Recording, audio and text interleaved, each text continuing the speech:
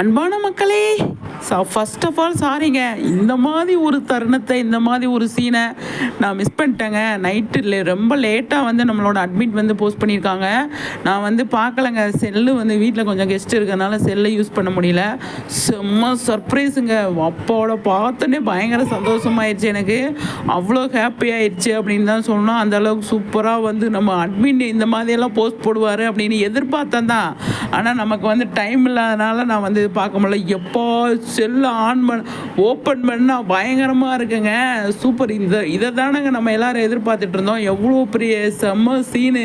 இது எந்த மாதிரி தருணத்தில் நடந்தது, எப்போ வரும், இது எப்போ நம்ம பார்க்க போகிறோம் அப்படின்னு பயங்கரமாக ஆர்வத்தோடு இருக்கேன் நான். அவ்வளோ நல்லா இருக்குது பார்க்குறதுக்கு.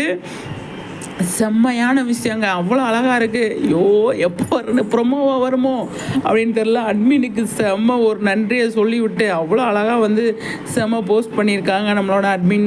அதை தான் சொல்லணும். எவ்வளோ பெரிய சீனு பார்த்தீங்களா? இதை பற்றி பார்க்கணும். எனக்கு சந்தோஷமாக இருக்குங்க. என்ன பேசுனே தெரில. அந்த அளவுக்கு சூப்பரான ஒரு சீனு ப்ரொமோவாக தான் வரப்போகுது அப்படிங்கிற மாதிரி தெரிஞ்சிச்சு. பார்ப்போம் சரிங்களா? அவ்வளோ அழகாக இருக்குங்க. செம்மையாக இருக்குங்க. மகாநதினாலே ஸ்பெஷல் தான். ஸ்பெஷல்னாலே விக்கா தான். விக்கானாலே விஜய் காவேரி தான். செம்ம அவ்வளோ அழகாக இருக்குது. இந்த தருணம் எப்போ நடந்தது, எந்த மாதிரி தருணத்தில் நடந்தது அப்படிங்கிறத நம்ம பார்த்தே ஆகணும். அப்படிங்கிறது தான் இப்போ இருக்கிற ஒரு செம்ம விஷயமா இருக்குது. இங்கே பாருங்களேன். அப்பப்பப்பா, நான் தூங்கிட்டேங்க. என்னால் இப்போ பார்த்துட்டு ரொம்ப கஷ்டமாயிடுச்சு. அடா பாவீங்களா, மிஸ் பண்ணிட்டோமே அப்படிங்கிற மாதிரி இருந்தது.